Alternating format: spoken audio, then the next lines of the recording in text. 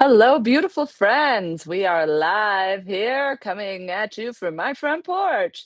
My name is Haley Jones, and I am a clown buoyant, meaning I'm an intuitive storyteller and comedian. I'm a sacred clown, Heyoka. All right. Well, I'm here because I've been getting so many messages around clearing collective shame, and I wanted to maybe do some of that together. If people pop on to watch, I'm happy to read your own cards. So, just put your question in the chat box and we will implore into that a little bit. All right. But a lot of my readings, I call them clear readings because they're clearings and readings simultaneously. They're meant to both clear out karmic residuals, transform blockages, all of that stuff, while simultaneously bringing in Reiki and love, and you're bringing in the healing energies so that we can embody what it is that we're working to heal. Now, in this same regard, I celebrate each and every one of you for being here. And let's get this party started. Clear and shame, clear and shame. All right. So, a big message is I just would like to encourage all of you who are tuning in, whether now or later, to make a sound. Let any sound out of you that needs to be released. So, maybe it's like a maybe it's like a maybe you're just a pterodactyl inside. But we're releasing the energies both within us, around us, those that we are connected to. We are releasing the energy of shame, blame, guilt, all of that. Anywhere that it exists in any one of our souls, we are bringing light to it right now through the embodiment of sound.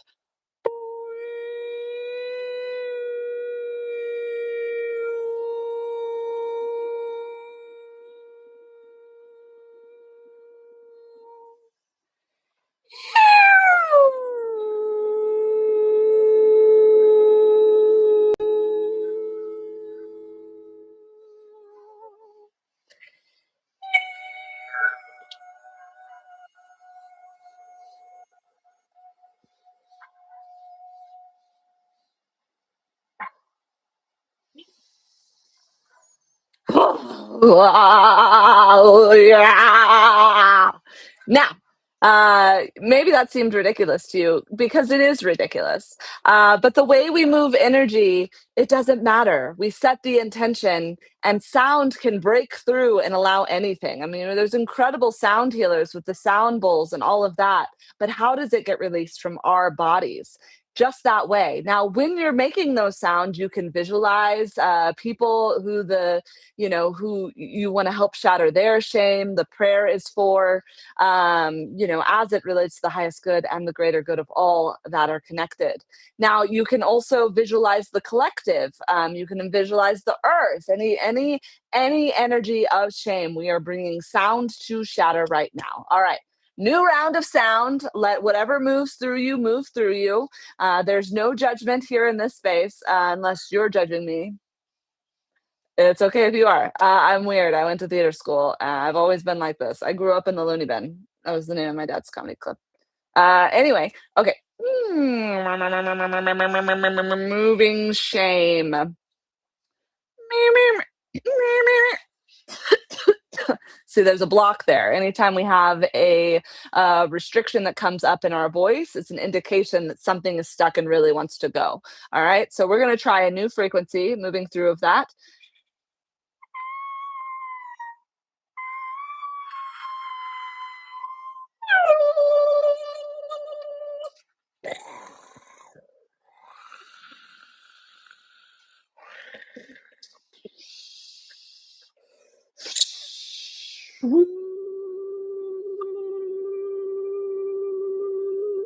Working at the car wash, yeah.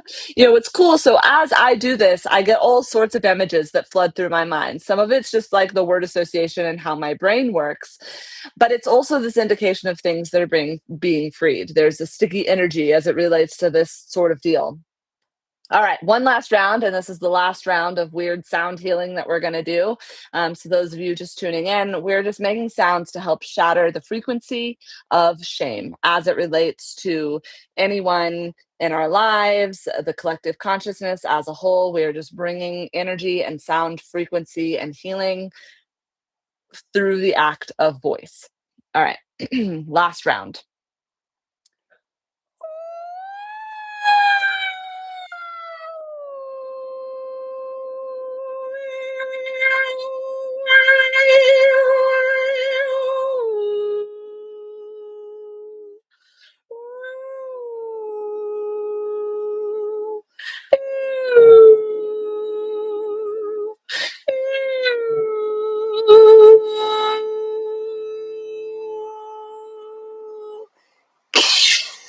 Eskumokorara kasani kanananto toro no tono itira.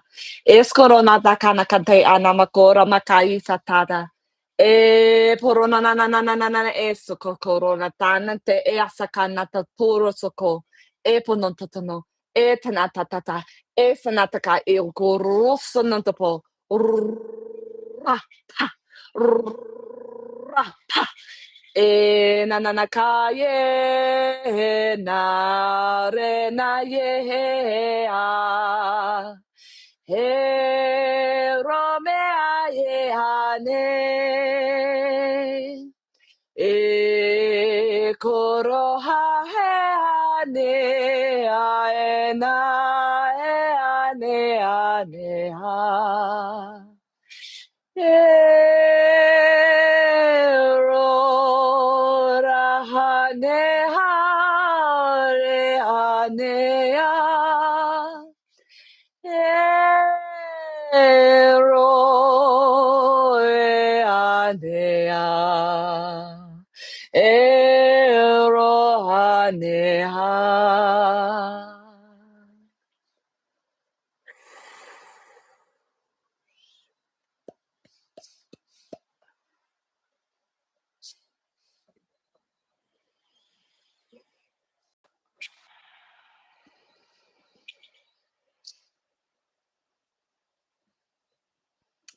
Coming back to yourself, coming back to your own body.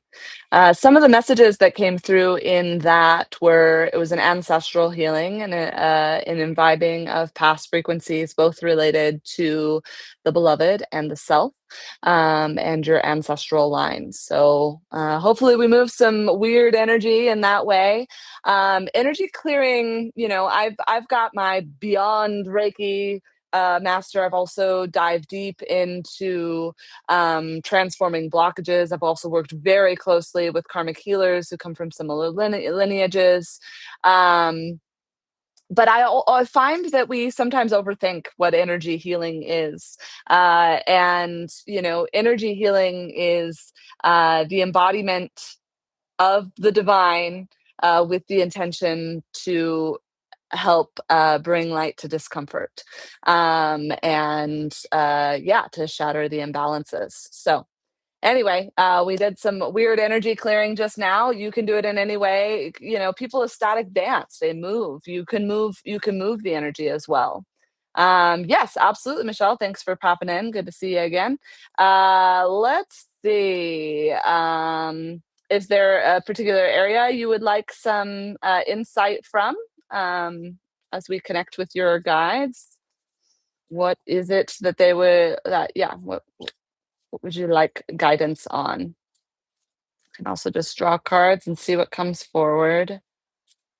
All right. My friend Michelle. Awesome.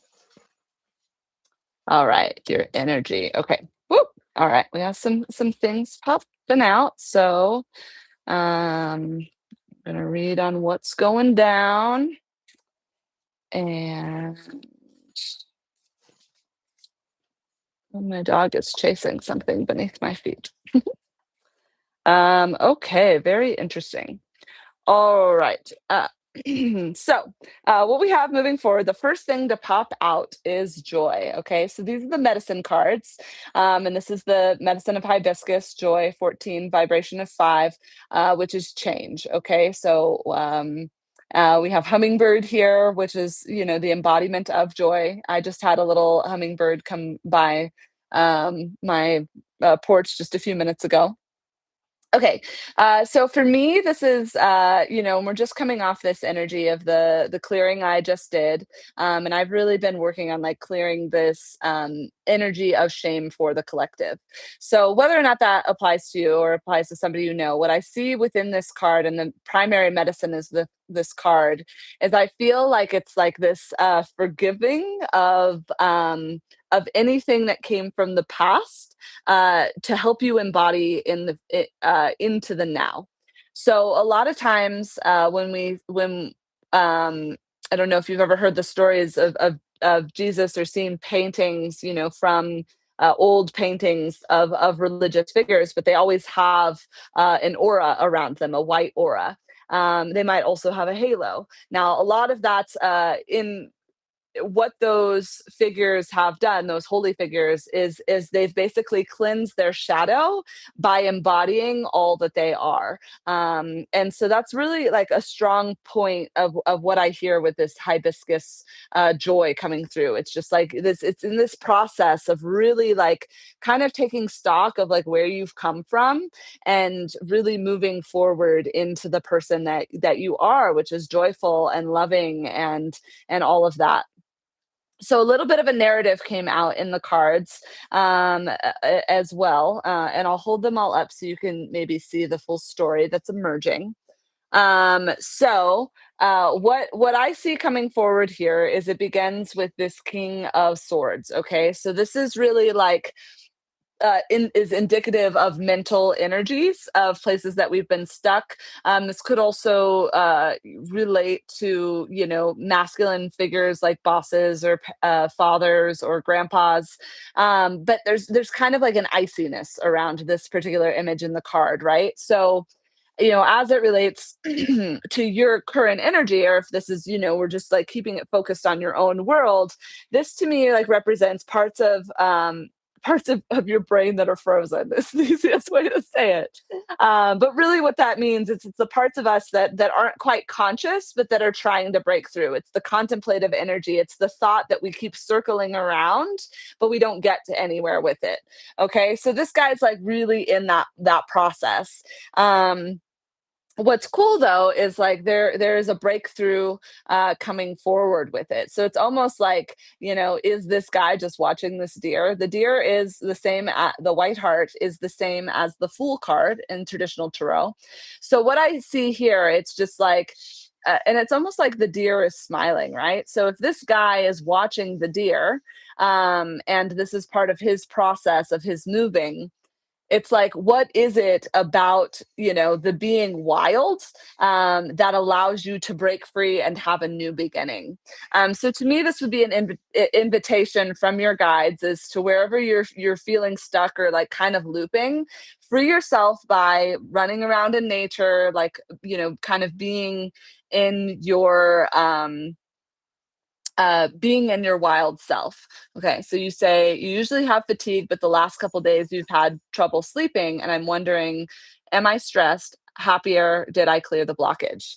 So yes, that's a great question. That's very direct. So I would say in this, if the stressed energy might be a part of you that you're either looping with or that's like draining your energy. Think of it as like you've got like your car battery's running but you're not driving your car, so the thing just starts to kind of get depleted, right? So that's kind of like what like the mental process is going on. It's just like you're running some sort of programming or thought that like wants to be freed. So the invitation of your guides would be to like find some retreat in nature. If you're having trouble sleeping, I often find that if you can find a way to like disconnect from technology for a little bit and like go lay on the earth, like kind of, walk barefoot, hug a tree, dip your feet in some cool water, whatever it is that you have access to could be really beneficial. Now, what comes forward with this as well is like within this process, and the thoughts you might be running to me are around like your own your own worth, your own skill sets, the things that like you want to curate and cultivate within the world. This Eight of Pentacles is a card of self mastery and really learning one's own craft and learning to kind of harness it. So, another tool that could be useful in this is putting your hands to work with something. Okay, this is something that we've forgotten as we spend so much time on our phones and on the thing, but it's like, sew something or read a book or like clean something vigorously, like whatever it is that you're passionate about. She's obviously like threading a thing, but like, yeah, get crafty. All right, so that you can put some of the, if it is stress or whatever, if you're working towards the happiness that you're wanting to cultivate, like put that into something through your hands, through your body. Okay, we want to get out of the mental energy, because even this, it's like kind of this like woo, woo, woo, woo, woo of self, right? And we want to work to like embody the self. Okay, so the last card that comes out is this Nine of Challenges, okay? So the Nine of Swords, all right? So we, start with swords and we end with swords. So to me, it shows like as you work through this, and if you're working to clear the blockage of whatever it is, what comes up in this process is being able to identify the fears that are holding you back. And a lot of times when we get, when we do get stuck or like we're even unconsciously worried about something that's keeping us awake at night, we can just ask the question, what is it that I'm afraid of? Or what is it that's causing this distress? And sometimes, there's a sense of quiet or there's a sense of needing to do something else, like go into nature or to work with your hands. Maybe gardening would be cool. Um, but really, it's like this invitation of bringing to light what it is that's holding us back. Now, I drew two cards to kind of show like what it is, like what the bridge is, like how do you practically apply this. We have a reverse Queen of Swords. Okay, so it's the same contemplative energy, but it's a little warmer than that King of Swords cards, right?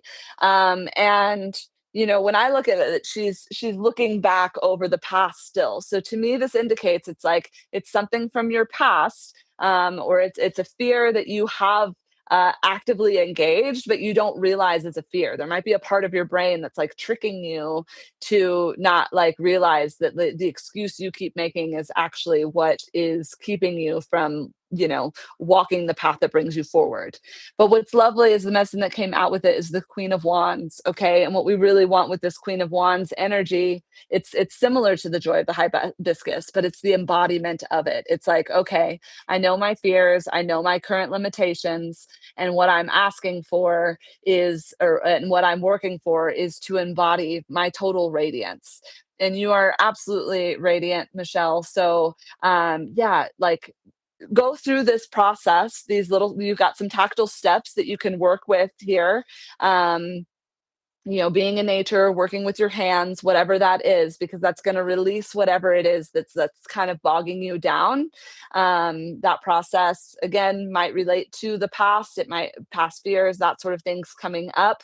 But by being able to identify them, you are able to embody a more whole version of yourself that allows you to more directly work with what it is that you are wanting to create and cultivate in your life. So I hope that's clear. And yeah, um, if you have any questions around that, please ask. I don't have to check out of it just yet.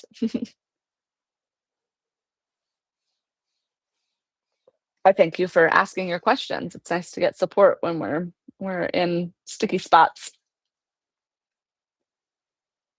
Oh.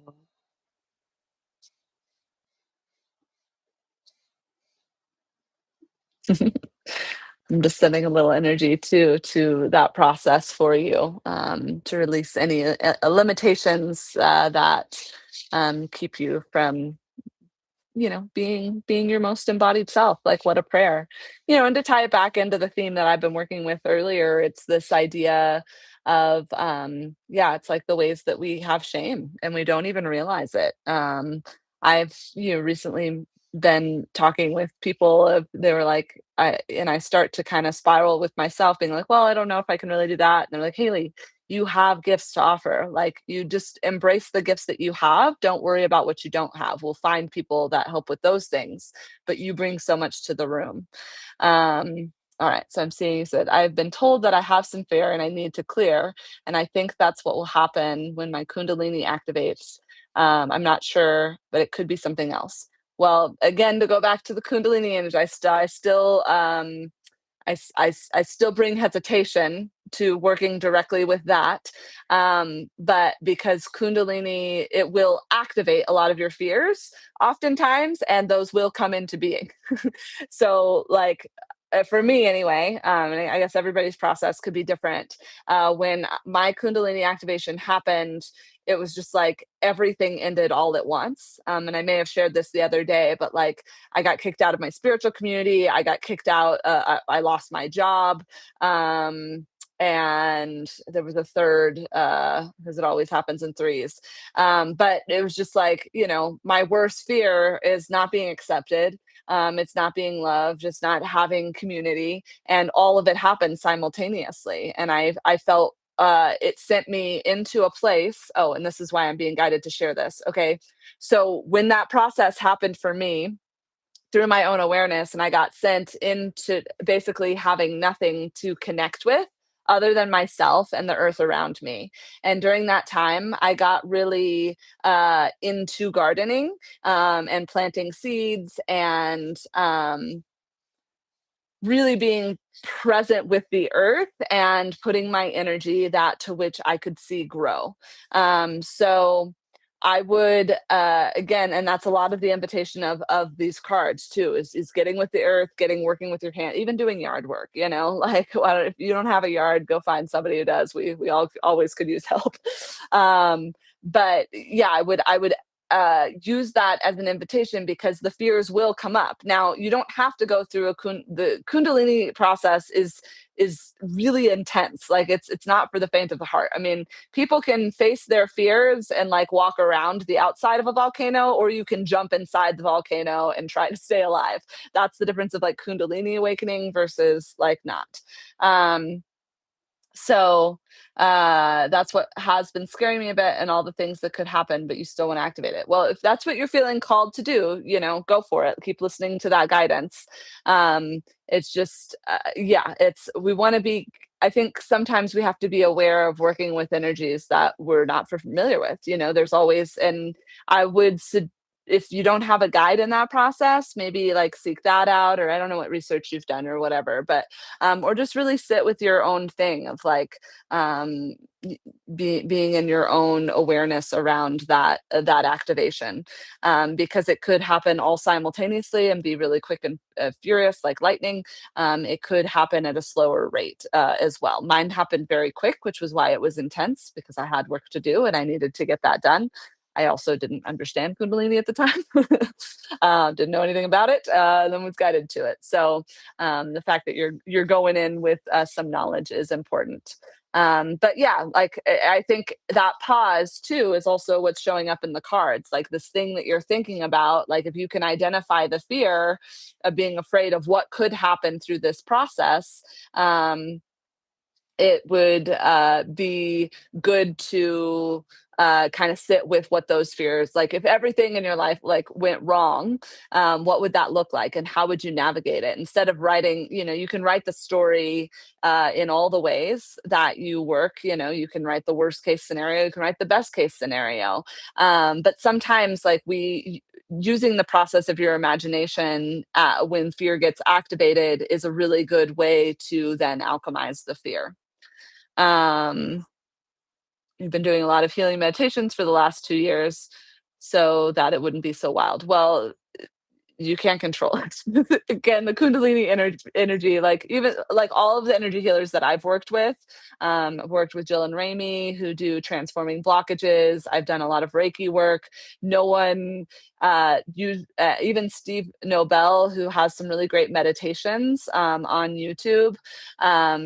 He, like, everyone's very deliberate around the working with the kundalini energy, because again, it can wreak havoc on your physical life. Like, that is, it's not to warn or scare you, it's just something to be aware of. Because yeah, again, it's like another metaphor would be the difference of like a thunderstorm coming through, and the, and having some winds and heavy rains and, some intense lightning and big booms, versus like a full on tornado or flash floods. It's like you can engage that process, whatever. You can also, like, in your meditations, you can go into having a conversation with the kundalini. You might visualize it like a snake, and you can wake the snake. And that's what a yogi in India had told me. He explained to me Kundalini, which I already knew about. You have to wake the snake. Anyway, but you could go talk to that sleeping serpent, and maybe ask if it's for your highest good to wake it up before you do. You can also like have a conversation with the serpent saying, I'm really interested in having this activation and going on this journey. What is it that I need to be aware of, before it happens or when it happens? Blah, blah, blah, blah, blah. So you kind of like talk to the guardian of the Kundalini. That would be a cool meditative process for you to connect with. Let me actually just draw a card on that specifically. Yeah, like what for Michelle, her guardian of Kundalini, if it was to say something to her right now, what would it be? Unlimited possibilities. Okay. Um, so yeah, I think that fits on theme with what I've been sharing. It's the unlimited possibilities that can come forward, with this energy being activated. But it's also, in the process of the reading that we just in, like with this, to get to this energy, being with that queen energy is like the embracing of all of the possibilities. And I think kind of in that same regard, it's like as we embrace all of the possibilities, that also the possibilities are also like crazy fear stuff, worst case scenario, right? It's also best case scenario, the highest fantasies.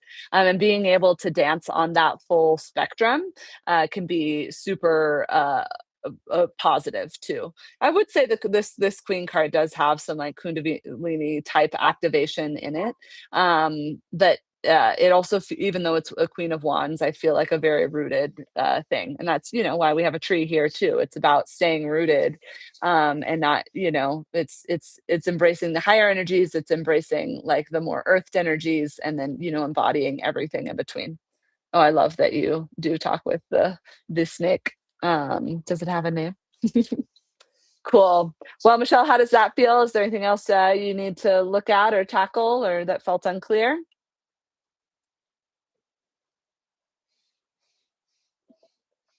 It's interesting, as we were talking, when I had a stellar jay, which are these obnoxious like bluebirds, that live where I live, like come onto the porch and was making all sorts of ruckus. Maybe look into the energy of bluebird. Bluebird singing a song, nothing but bluebirds all day long. Cool. Well, don't think about the name, just have him give it to you. Ask him what his name is.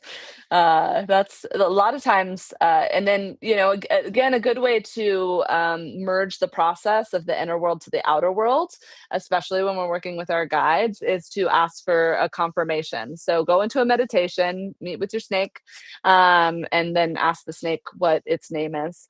And whatever name you get forward, it might be weird, it might be Brad or something, you're like, "Oh, it's Brad the snake." It could be a her too. I'm just saying him because I'm visualizing this little tiny guy snake, from a drawing that a yogi did for me.